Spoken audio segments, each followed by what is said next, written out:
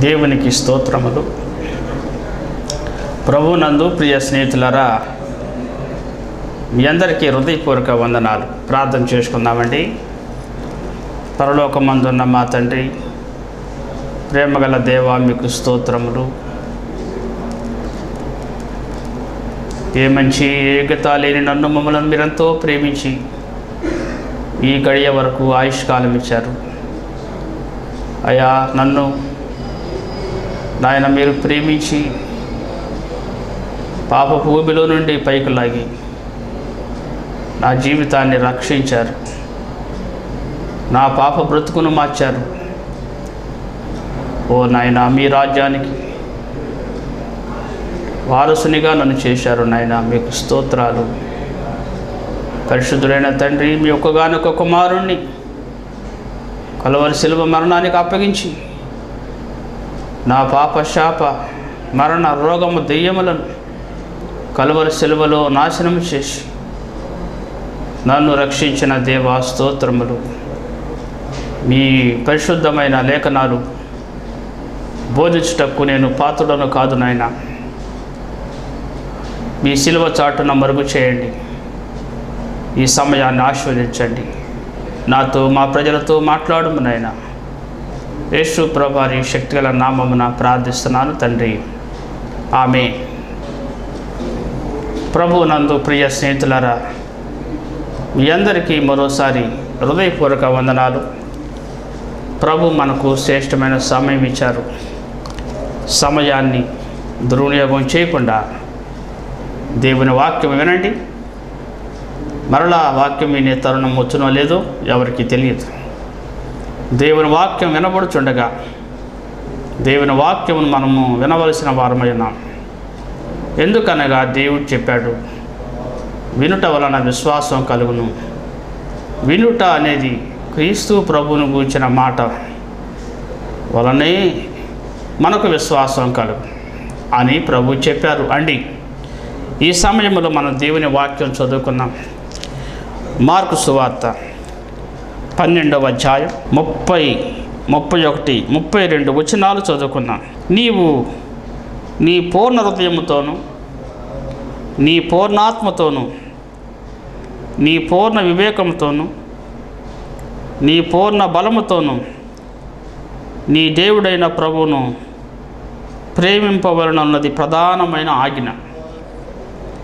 రెండవది, నీవు నిన్ను వలె నీ పొరుగువారిని ప్రేమింపవలను అన్నది రెండవ ఆజ్ఞ. వీటికంటే ముఖ్యమైన ఆజ్ఞ మరేది లేదని అతనితో చెప్పాను. ఆ శాస్త్రి, బోధకుడా, బాగుగా చెప్పితివి. ఆయన అద్వితీయుడనియు ఆయన తప్ప వేరొక దేవుడు లేడనియు నీవు చెప్పిన మాట సత్యమే. ఒకరోజు యేసుక్రీస్తు ప్రభు దగ్గరికి ఒక శాస్త్రి వచ్చాడు, పండితుడు వచ్చాడు. ఏమండి, వారికి ధర్మశాస్త్రం అంతా బాగా జరిగిన వారిని శాస్త్రులు అంటారు. మరి ఆ శాస్త్రి అనే ఒక ఆయన జ్ఞాని ప్రభు దగ్గరకు వచ్చి ప్రభువుని ప్రశ్నించాడు. ప్రభువుని అడిగాడు. ఏమని అడిగాడు చూడండి. ఏమని అడిగాడు? శాస్త్రుల్లో ఒకడు వచ్చి వారు తర్కించుట విని, అక్కడ ఒక శాస్త్రి వచ్చి ఆజ్ఞలన్నిటిలో ప్రధానమైనదేది అని ఆయన అడిగాడు. ప్రభువునందు స్నేహితులారా, సృష్టిలో ఉన్న మానవులం, ఈ భూమి మీద జీవిస్తున్నాం. దేవుని ఆజ్ఞలు ఉన్నాయి అన్న సంగతి మనము ఎరిగి ఉండాలి. దేవుని ఆజ్ఞలు ఉన్నాయి. మానవునకు దేవుడు ఆజ్ఞలు ఇచ్చాడు. దేవుని ఆజ్ఞలు మానవుడు శిరసావహించినప్పుడు మానవుడు ఆశీర్వదించబడతాడు. దేవుని ఆజ్ఞ మానవుడు విడిచిపెడితే మానవుడు కట్టులేక విచ్చలవిడిగా తిరిగి నాశనమైపోతాడు. మానవుడు జీవించడానికి మానవుడికి దేవుడు ఆజ్ఞలు ఇచ్చాడు. ఆ దైవ ఆజ్ఞలే పరిశుద్ధ గ్రంథములో రాయబడి ఉన్నాయి. అది దేవుని మాట. దేవుని మాట పరిశుద్ధ గ్రంథములో రాయబడి ఉంది. దేవుని ఆజ్ఞలు మానవునికి దేవుడిచ్చాడు. దేవుని ఆజ్ఞలను విని విశ్వాసముంచి ఎవరు దేవునికి లోబడతారో, విధేయులవుతారో వారు ఆశీర్వదించబడతారు. ఏవండి, కనుక మరి ఈ లోకంలో చాలామంది జ్ఞానులు ఉన్నారు, మేధావులు ఉన్నారు, తత్వవేత్తలు ఉన్నారు, శాస్త్రజ్ఞులు ఉన్నారు, అనేక మంది గనులు ఉన్నారు, ఐశ్వర్యవంతులు ఉన్నారు, విద్యావేత్తలు ఉన్నారు, అనేక మంది పామరులు ఉన్నారు, ఏమీ తెలియని సామాన్య మానవులు ఉన్నారు. ప్రతి మానవునికి దేవుని ఆజ్ఞ దేవుడిచ్చాడు. దేవుని ఆజ్ఞ నాకు అవసరం లేదు అని ఎవరు అనకూడదు. దేవుని ఆజ్ఞ లేని యెడల, దేవుని ఆజ్ఞ లేని యెడల మానవుడు ఏమైపోతాడు? మానవుడిని ప్రేమించే దేవుడు ఆజ్ఞలు ఇచ్చాడు. దేవుని ఆజ్ఞలు అనేకమైనవి ఉన్నాయి. వాటిలో ప్రధానమైన ఆజ్ఞలు 2 పాత నిబంధన సెలవిస్తుంది, క్రొత్త నిబంధన సెలవిస్తూ ఉంది. ఈ 2 ఆజ్ఞలలో మొదటి ఆజ్ఞ ఇది అని ప్రభువారు ఆ శాస్త్రికి చెప్పాడు. చూడండి, మొదటి ఆజ్ఞ ఏమిటి అనగా మార్కు సువార్త 12వ అధ్యాయం 29వ వచనం. ఓ ఇశ్రాయేలు వినుము, మన దేవుడైన ప్రభు అద్వితీయ ప్రభు. దేవుడు ఒక్కడే, దేవుడు ఒక్కడే అన్న సంగతి నువ్వు గ్రహించు అని జ్ఞానికి దేవుడు చెబుతున్నాడు. భూలోకంలో జ్ఞానం అవ్వచ్చు, కానీ దేవుని తెలుసుకోకపోతే భూలోకంలో జ్ఞాని అయిన దేవుని దృష్టిలో అజ్ఞాని అయిపోతాడు. దేవుని తెలుసుకుంటే పామరుడైన దేవుని దృష్టిలో జ్ఞానిగానే మారతాడు. దేవుణ్ణి తెలుసుకోకపోతే నీకున్న జ్ఞానం ఏ పాటిది, నీకున్న మేధస్సు ఏ పాటిది అండి? దేవుడు నీకు తెలుసా? దేవుని గురించి నీవు విన్నావా? ఈ లోకంలో ఎంతో జ్ఞానము సంపాదించి ఉండొచ్చు, కానీ పరలోకానికి పోయే దారి గురించిన జ్ఞానం నీకు తెలుసా? నీ ఆత్మ రక్షణ గురించిన జ్ఞానం నీకు తెలుసా? దేవుని ఆజ్ఞ ఏమిటి? దేవుడు మానవుడిని ఏం కోరుతున్నాడు? మనము ఈ గ్రంథంలో, ఈ వచనంలో చదువుకుంటున్నాం. ప్రభు చెప్తున్నాడు, దేవుడు అద్వితీయ ప్రభు. దేవుడు ఒక్కడే, ప్రభువు ఒక్కడే, నరులకు దేవునికి మధ్యవర్తి ఒక్కడే, ఆయన యేసు క్రీస్తు ప్రభు అని ప్రభు చెప్తూ, ఆ ప్రభుని, ఆ దేవుని మానవుడు ఏం చేయాలి, ఎలా ప్రవర్తించాలి, ఎలా సంధించాలి అని అంటే, ఇదిగో నీవు నీ పూర్ణ హృదయంతోనూ,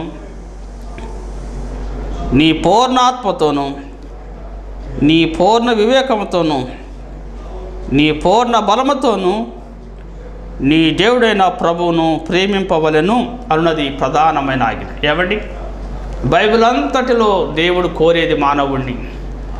మానవుడు దేవుణ్ణి ప్రేమించాలి. మానవుడు దేవుణ్ణి ప్రేమించకపోతే మానవుడు శాపగ్రస్తుడైపోతాడు. ఏ మానవుడైనా మానవుడు దేవుని, ప్రభువును ప్రేమించాలి. బైబిల్ గ్రంథంలో మొదటి కొరింథీ పత్రిక 16వ అధ్యాయం 22వ వచనంలో ఈ విధంగా రాయబడి ఉంది, ఎవడైనను ప్రభువును ప్రేమింపకుంటే వాడు శపింపబడును గాక. ఏమండి, ఎవడైనను ప్రభువును ప్రేమింపకుంటే వాడు శపింపబడును గాక. మనుషుడై పుట్టిన తర్వాత మనుషుడిని సృష్టించిన దేవుణ్ణి మనుషుడు ప్రేమించాలి. నీ సృష్టికర్త ఎవరో నీకు తెలవకపోతే నువ్వు అజ్ఞానంలో ఉన్నావు. నిన్ను సృష్టించిన సృష్టికర్త ఉన్నాడు, ఆయనే దేవుడు. ఆయన దేవుడు. నిన్ను సృష్టించిన సృష్టికర్త లేకుండా నీవు కలగలేదు. ఎవరు కలిగి ఉన్నది ఏదియు ఆయన లేకుండా కలగలేదు. అనగా నిన్ను సృష్టించిన దేవుని నువ్వు స్మరించు, ఆరాధించు, ప్రేమించు, నీవు దీవించబడి వద్దెళతావు. దేవుడు చెప్పాడు, ఇదిగో దేవుని నీ మానవుడు పూర్ణ హృదయముతోను, పూర్ణాత్మతోనూ పూర్ణ వివేకముతోనూ పూర్ణ బలముతోనూ ప్రేమించాలి. మానవుని జీవితంలో ఆత్మ, ప్రాణ, శరీరాలు ఉన్నాయి. మానవుని జీవితంలో ఆత్మ, ప్రాణ, శరీరాలు ఉన్నాయి. ఆత్మతో దేవుణ్ణి ప్రేమించాలి. దేవుడు ఆత్మస్వరూపి. ఆత్మస్వరూపి అయిన దేవుడు, సర్వశక్తి గల దేవుడు శరీరధారిగా మన మధ్యకు వచ్చాడు. ఆయన యేసుక్రీస్తు ప్రభు. మానవుడు దేవునిని ఆత్మతో ప్రేమించాలి, హృదయముతో ప్రేమించాలి, వివేకముతో, జ్ఞానముతో ప్రేమించాలి, నీ బలముతో, నీ శక్తితో ప్రేమించాలి. దేవుడు యేసుక్రీస్తు ప్రభువారు సమరయ స్త్రీతో చెప్తూ అన్నాడు, అమ్మా, ఒక కాలం వచ్చుచున్నది, దేవుణ్ణి ఆరాధించేవారు, దేవుడు ఆత్మ గనుక దేవుణ్ణి ఆరాధించేవారు ఆత్మతో సత్యముతో ఆరాధించాలి. అనగా దేవుడు ఆత్మస్వరూపి. యేసుక్రీస్తు ప్రభువారు మన పాపముల కొరకు శరీరధారిగా వచ్చాడు. మన పాప శిక్ష ఆయన శరీరమందు భరించాడు. మన పాపము శిక్ష మన మీద లేకుండా చేయటానికి ఆ ప్రభు పరిశుద్ధ సింహాసనాన్ని విడిచిపెట్టి ఆత్మస్వరూపి అయిన దేవుడు శరీరధారిగా వచ్చి ఆయన పరిశుద్ధ దేహమందు మన పాపమునకు శిక్ష ఆయన భరించి మనకు విమోచన, విడుదల ఇచ్చాడు. యేసుక్రీస్తు ప్రభునందు విశ్వాసం ఉంచిన వారికి క్షమాపణ, పాప విముక్తి కలుగుతాయి. అనగా యేసుక్రీస్తు ప్రభువారు మన మధ్యలో భూమి మీద శరీరధారిగా కొద్ది సంవత్సరాలు ఉండి శిలువ వేయబడి, సమాధి చేయబడి, పునరుద్ధానుడై తిరిగి లేచి ఆరోహణమై సింహాసనాసీనుడై ఉన్నారు. ప్రభువారు ఆత్మస్వరూపిగా ఉన్నారు. ప్రభువుని ఆరాధించేవారు, తండ్రి అయిన దేవుణ్ణి ఆరాధించేవారు యేసుక్రీస్తు ప్రభువారి ప్రశస్త నామములో ఆరాధించాలి, ప్రేమించాలి. ఎలాగూ అంటే పూర్ణ హృదయముతోనూ, పూర్ణాత్మతోనూ, పూర్ణ వివేకముతోనూ, పూర్ణ బలముతోనూ నీ దేవుడైన ప్రభువును ప్రేమింపవలెను అనేది ప్రధానమైన ఆజ్ఞ. రెండవది, నీవు నిన్ను వలె నీ పొరుగు వారిని ప్రేమింపవలెను అన్నది రెండవ ఆజ్ఞ. వీటికంటే ముఖ్యమైన ఆజ్ఞ మరేదీ లేదని అతనితో చెప్పాను. అప్పుడు శాస్త్రి యేసు ప్రభువారు ఇచ్చిన జవాబును చూచి ఆశ్చర్యపోయాడు. ఏమని అన్నాడు? అక్కడ చెప్తూ, ఆ శాస్త్రి, బోధకుడా, బావుగా చెప్పితివి. ఆయన అద్వితీయుడనియు ఆయన తప్ప వేరొక దేవుడు లేడనియు నీవు చెప్పిన మాట సత్యమే. జ్ఞానులు ప్రభువు మాటలకు సమ్మతించారు, మేధావులు ప్రభువు మాటలకు సమ్మతించారు. శాస్త్రి యేసు ప్రభువారు చెప్పిన సమాధానం విని నువ్వు బావుగా చెప్పితివి అని అంటున్నాడు. శాస్త్రి, జ్ఞాని, మనుషులు వీళ్ళందరూ మానవులు కదండి. యేసు ప్రభువారు దేవుడు. దేవుడు చెప్పిన జవాబును చూచి జ్ఞాని బావుగా చెప్పితివి అంటున్నాడు. అనగా పాండిత్యం తెలిసిన జ్ఞాని యేసు ప్రభు జవాబుకు ఆశ్చర్యపడ్డాడు. ఏవండి, ఈ భూమి మీద మన జీవితంలో మనం చూస్తే చూడండి, యేసు ప్రభువారు చెప్పే ప్రతి మాట మానవుడు విని ఆశ్చర్యచకితుడైపోయాడు. జ్ఞానులు, మేధావులు భూమి మీద ఉన్నవాడు ఏ పాటి వారు ప్రభువారిచ్చే జవాబులు చూచి ఏ సమాధానం చెప్పలేక వారు మౌనంగా ఉండిపోయారు. ఎంత గొప్ప దేవుడు యేసుక్రీస్తు ప్రభువారు. ఏమండి, శాస్త్రి అనగా సత్యం అంటే ఏమిటో శాస్త్రికి తెలుసు. సత్యం అంటే ఏమిటో అనేక మంది జ్ఞానులకు ఈనాడు తెలుసు, మేధావులకు తెలుసు. సత్యం అంటే ఏమిటో అదే సమయంలో సత్యం అంటే ఏమిటో తెలవని వారు అనేక మంది ఉన్నారు. సత్యము మానవునికి స్తంభం లాంటిది. ప్రభువు చెప్పాడు, సత్యమును ఎరిగిన వారు స్వతంత్రులుగా ఉంటారు. సత్యము మానవులను స్వతంత్రులను చేయి.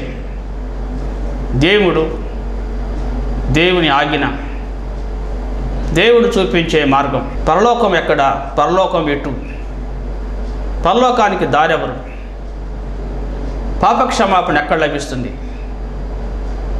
మానవ జీవితం ఏంటి, పాపి అయిన మానవుడు చనిపోతే ఏమైపోతాడు, పాపానికి జీతం ఏంటి? ఈ యొక్క మాటలు ప్రశ్నించుకొని అన్వయించుకున్నప్పుడు జవాబులు క్రీస్తు ప్రభు దగ్గర దొరుకుతాయి. యేసు క్రీస్తు ప్రభువే అన్నిటికీ సమాధానం. జవాబు యేసు ప్రభు తప్ప ఎవరూ లేరు. బైబిల్ గ్రంథంలో మనం చూసినట్లయితే సత్యము అనేది శాస్త్రికి అర్థమైంది. నీకు అర్థమైందా? పరలోకానికి మార్గం ఆ దేవదేవుడు, ఆ ప్రభు అన్న సంగతి శాస్త్రికి అర్థమైంది. ప్రభువుని ఎవరైనా పూర్ణ హృదయంతో ప్రేమించాలి అన్న సంగతి శాస్త్రికి అర్థమైంది. అది సత్యం. దేవుణ్ణి ప్రేమించుట అది ఆవశ్యకత మానవుడికి ఉంది. అందుకనే దేవుని యొక్క వాక్యం చూసినట్లయితే మరి సత్యము మీద మన యొక్క చిత్తము ఉంటుంది. అనగా మానవుడికి చిత్తం ఉంటుంది. చిత్తం అనగా మనం ఉద్దేశించింది ఖచ్చితంగా చేయాలి అని భావిస్తాం. ఏమి ఉద్దేశించావు? నీవు ఉద్దేశించిన దానికి ఆధారం ఏంటి? నీవు ఉద్దేశించిన దానికి ఆధారం దేవుని మాట, అదే వాక్యం. అనగా సత్యము నీ ఉద్దేశానికి ఆధారమై ఉంది. ఇక్కడ బైబిల్ గ్రంథంలో శాస్త్రి అనే ఒక ఆయన యేసు ప్రభువారి మాట్లాడినప్పుడు ఆయన అంటున్నాడు, అయ్యా నువ్వు చెప్పింది నిజమేనయ్యా, నువ్వు బాగుగా చెప్పావయ్యా అని తల వంచి సమ్మతించి ప్రభువుకు లోబడ్డాడు ఒక జ్ఞాని. ఏమండి, యేసు ప్రభువారు మాట్లాడినప్పుడు జ్ఞానులే దేవునికి తల వంచారు. నీవు నేను ఏ పాటి వారు? యేసుక్రీస్తు ప్రభువారు మహా గొప్ప దేవుడు. ఆ ప్రభుని ప్రేమించి ఆ ప్రభుని ఆరాధించడానికి ఇష్టపడ్డాడు ఆ జ్ఞాని, ఆ శాస్త్రి. ఈ భూలోకంలో ఏవండి ఆత్మీయంగా మనం జీవించాలంటే దేవుని యొక్క వాక్యం సెలవిస్తూ ఉంది. చూడండి, యేసుక్రీస్తు ప్రభుని అంగీకరించి మనము ఆ దేవుని రాజ్యంలో చేరాలి అంటే, దేవుని కుమారులుగా ఉండాలంటే, దేవుని కుమార్తెలుగా ఉండాలంటే ఇదిగో దేవుడు కోరాడు, యేసు ప్రభుని అంగీకరించాలి. యోహాను సువార్త 1వ అధ్యాయం 12-13 వచనాలలో ఈ విధంగా రాయబడి ఉంది. తన్ను ఎందరూ అంగీకరించారో అనగా యేసు ప్రభుని ఎంతమంది అంగీకరించారో వారందరికీ, అనగా తన నామమునందు విశ్వాసముంచిన వారికి దేవుని పిల్లలగుటకు ఆయన అధికారం అనుగ్రహించాను. యేసు ప్రభు నందు విశ్వాసం ఉంచినప్పుడు వెంటనే వారి యొక్క స్థానము, వారి స్థితి మారిపోయింది. వారెవరు అంటే యేసు ప్రభు నందు నీ విశ్వాసం ఉంచి, యేసు ప్రభు నీ పాపముల కొరకు చనిపోయి సమాధి చేయబడి తిరిగి లేచాడని నమ్మావు కనుక నీవు దేవుని కుమారుడిగా, దేవుని కుమార్తెగా పిలువబడతా. అనగా దేవుని కుమారునిగా, దేవుని కుమార్తెగా పిలువబడటానికి విశ్వాసము ద్వారా, ప్రభువును అంగీకరించడం ద్వారా ఆ హోదా లభిస్తుంది. దానిని నూతన జన్మ అంటారు. అనగా యేసుక్రీస్తును అంగీకరించకపోతే వారు దేవుని కుమారులు కాదు, దేవుని కుమార్తెలు కాదు. దేవుడు పరిశుద్ధుడు. దేవుని బిడ్డలు పరిశుద్ధులుగా ఉండాలంటే దేవుని కుమారుడు కల్వరి శిలువలో నీ పాపం తీసివేశాడు. నీ పాపము తీసివేయబడినప్పుడు నువ్వు పరిశుద్ధుడుగా మారతావు. పరిశుద్ధుడిగా మార్చబడినప్పుడే నువ్వు దేవుని కుమారుడివి, దేవుని కుమార్తెవి. యేసు క్రీస్తు ప్రభువునందు అది సాధ్యం. యేసు క్రీస్తు ప్రభువారి బలియాగం ద్వారా ఇదిగో నీవు తండ్రి అయిన దేవుని సన్నిధికి రాగలవు.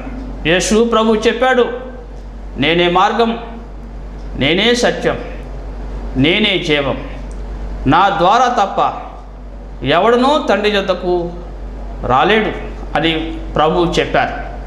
ఏమండి, భూమి మీద నుండి పరలోకానికి నిచ్చెన ఆ ప్రభు అనగా ఆ ఆత్మ సంబంధమైనటువంటి ఆ దేవుని రాజ్యానికి చేరటానికి మనము కూడా ఆత్మీయంగా తిరిగి జన్మించాలి. శారీరకంగా పుట్టి ఎంత వయసు వచ్చినా అది వేరే విషయం. కానీ నువ్వు ఏ వయసులో ఉన్నా నీ ఆత్మలో పరిపక్వత వచ్చిందా? నీ ఆత్మలో మార్పు వచ్చిందా? నువ్వు ఆత్మరక్షణ పొందావా?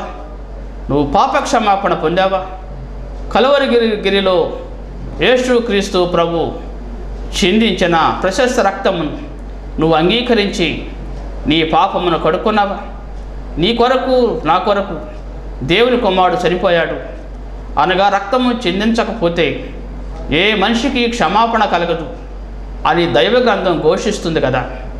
నీకు పాపక్షమాపణ కావాలని నీవు ఆశించినట్లయితే ఇదిగో దేవుని కుమారుడు క్రీస్తు ప్రభువును నువ్వు అంగీకరించి నీ పాపములు ఒప్పుకో, పశ్చాత్తాపడు, నీవు దేవుని కుమారుడుగా పిలువబడతావు. అనగా ఈ శాస్త్రి అనే ఆయన పెద్ద జ్ఞాని కదా, ఆయన ప్రభువును అంగీకరించాడు, ప్రభు ఆజ్ఞలను అంగీకరించాడు. ఆయన భూలోకములో జ్ఞాని, ఈరోజు ప్రభువునందు మహాజ్ఞానిగా మారాడు. ప్రభువునందు ప్రియ స్నేహితులారా, భూలోకములో నీవు ఏ స్థాయిలో ఉన్నా యేసు ప్రభువే లేకపోతే నువ్వెంత జ్ఞానమైనా నీ జ్ఞానము దేవుని దృష్టిలో అజ్ఞానమే, అది వెర్రితనమే అని కొరింథీ పత్రికలో రాయబడి ఉంది. యేసుక్రీస్తు ప్రభు దగ్గరకు వచ్చాడు. అప్పుడు ఆయన విశ్వాసం ఉంచి దేవుని కుమారుణ్ణి అంగీకరించి క్రీస్తు ప్రభునందు ఆయన రక్షణ పొందాడు. అలాగే ఆయన యేసు ప్రభుని అంగీకరించినప్పుడు యేసు ప్రభువారు స్వీకరించాడు. అనగా తండ్రి అయిన దేవుడు యేసు క్రీస్తు నందు ఎవరు విశ్వాసం ఉంచుతారో వారందరినీ దత్తపుత్రులుగా పిలుస్తాడు. అనగా యేసు ప్రభు నీ హృదయంలో లేనప్పుడు నువ్వు పరాయి వాడివి, నువ్వు పరాయి మనుషుడివి, అనగా నువ్వెవరవో. కానీ యేసు ప్రభుని అంగీకరించిన తర్వాత నువ్వెవరు అంటే దత్తపుత్రుడవు, అనగా దేవుని కుమారుడుగా నీవు పిలువబడుతున్నావు. అనగా దేవుడు ఇచ్చిన అధికారం నీ మీద ఉంటుంది. అలాగే దేవుని కుమారుడు యేసుక్రీస్తు నందు నీకు సర్వాధికారాలు ప్రభు నందు నీకు దొరుకుతాయి. యేసుక్రీస్తు ప్రభు నందు ఉన్నవారికి ఏ శిక్షా విధి లేదు. యేసుక్రీస్తు నందు ఉన్నవారు నూతన సృష్టి. ఇదిగో పాతవి గతించను, సమస్తమును క్రొత్తవాయను అని దేవుని యొక్క వాక్యంలో ప్రభు చెప్తూ ఉన్నారు. ప్రభు నందు ప్రియ స్నేహితులారా, ఎఫెసీ పత్రిక 1వ అధ్యాయం 5వ వచనం మనం చదివితే, ఎట్లనగా తన ప్రియుని యందు తాను ఉచితముగా మనకు అనుగ్రహించిన తన కృపా మహిమకు కీర్తి కలుగునట్లు తన చిత్త ప్రకారమైన దయా సంకల్పము చొప్పున యేసుక్రీస్తు ద్వారా తనకు కుమారులనుగా స్వీకరించుటకై మనలను ముందుగా తన కోసం నిర్ణయించుకొని ప్రభునందు ప్రియులారా, ఎంత శ్రేష్టమైన మాట! యేసుక్రీస్తు ద్వారా తనకు కుమారులనుగా స్వీకరించడానికి, అనగా పాపి అయిన మానవుడు క్రీస్తు ప్రభునందు విశ్వాసం ఉంచినప్పుడు ఇక పాపిగా పిలువబడడు, పరిశుద్ధుడుగాను, నిర్దోషిగాను, నిరపరాధిగాను పిలువబడతాడు. యేసుక్రీస్తు నందు విశ్వాసం ఉంచినప్పుడు ఇక నువ్వు పాపి అని పిలువబడవు, నీవు నిరపరాధివి, నిర్దోషివి, పరిశుద్ధుడవు, నీతిమంతుడిగా దేవుడు పిలుస్తాడు. అనగా నువ్వు రక్షణ పొందినట్లే.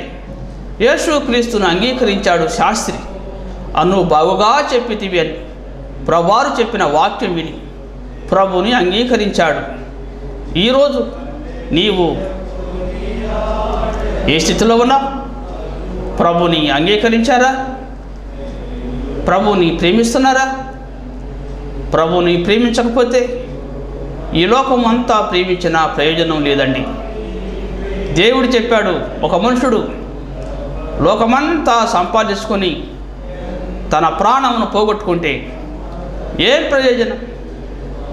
నీ ప్రాణమునకు బదులు నీవు దేవునికి ఏమివ్వగలవు? దేవునికి నీ ఆత్మ ప్రాణ శరీరాలు కావాలి. ప్రభు కోరుతున్నాడు. ప్రభువుకి దేవునికి నువ్వు ఏమిచ్చినా అది తక్కువే. దేవునికి నీ హృదయం ఇవ్వాలి. అందుకే ప్రభు అడుగుతున్నాడు, ప్రయాసపడి భారము మోయుచున్న సమస్త జనులారా నా యొద్దకు రండి, నేను మీ ప్రాణమునకు విశ్రాంతిని కలుగజేతును.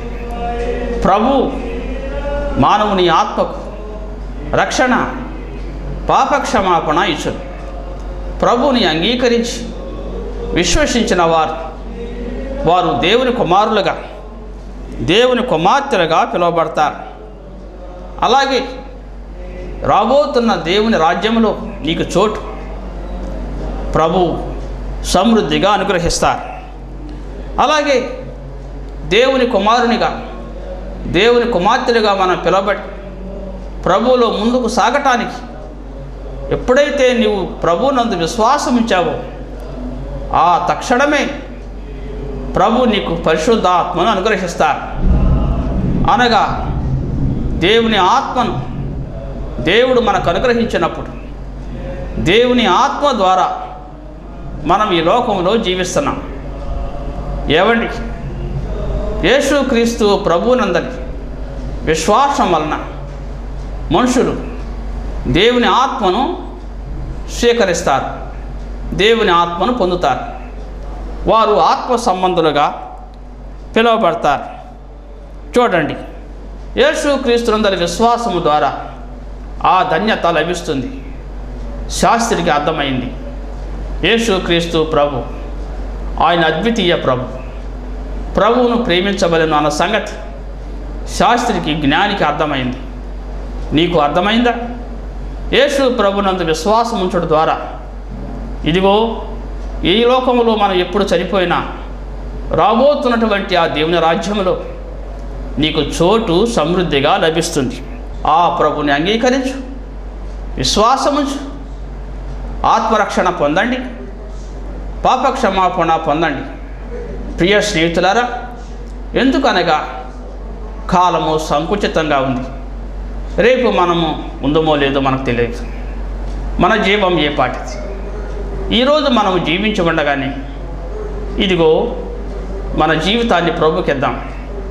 విశ్వాసం ఉంచి ప్రభువుకి లోబడి, ప్రభువా, నన్ను సృష్టించిన దేవుడు నీవేనయ్యా, మీ రక్తంతో నా పాపములు కడిగావు నాయనా, నన్ను క్షమించండి నాయనా అని ప్రభు పాదాలు పట్టుకొని ప్రార్థించి ఆశీర్వాదము, మేలు యేసు ప్రభు నామములో పొందవలసిందిగా మిమ్మలను సేవకునిగా ప్రేమతో కోరుచు నా మాటలు ముగిస్తున్నాను. అటువంటి కృప ప్రభు మీకు దయచేయునుగాక. ఆమేన్. ప్రార్థన చేసుకుందామండి. ఒక్క నిమిషం.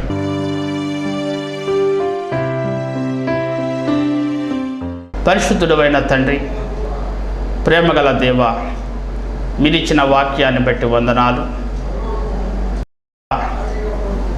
ప్రజలను ఆశీర్వదించి వాక్యమైన సోదరులను దర్శించి మీ బిడ్డలుగా చేసుకోండి. ప్రాణాత్మ శరీరాలు కాచి కాపాడండి. మీ హస్తాలకు మా ప్రియులందరినీ అప్పగిస్తున్నాను.